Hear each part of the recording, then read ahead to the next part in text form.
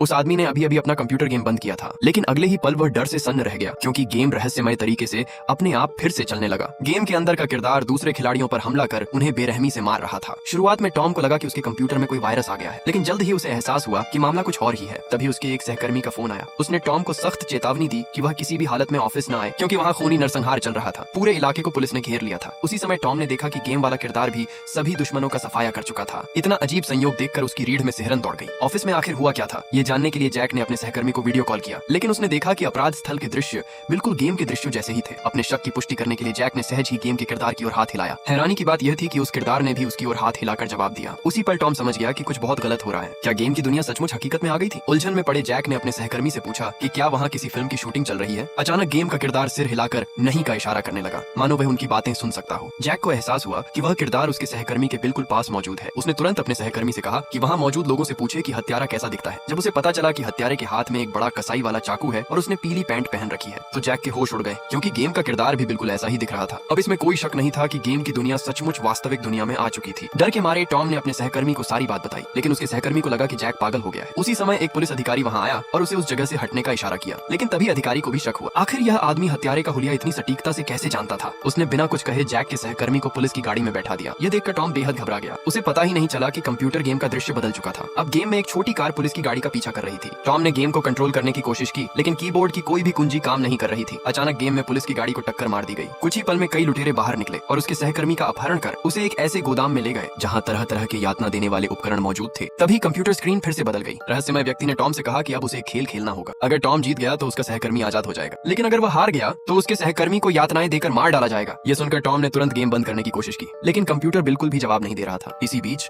जैसे जैसे गेम का किरदार चोट खाता गया, वैसे वैसे उसके सहकर्मी पर लगे यातना उपकरण और कसते गए। कंप्यूटर से आती उसकी दर्द भरी चीखें सुनकर जैक के पास लड़ने के अलावा कोई रास्ता नहीं बचा। लेकिन तभी अचानक कंप्यूटर फ्रीज हो गया। इसके बाद रहस्यमय व्यक्ति ने एक सवाल पूछा।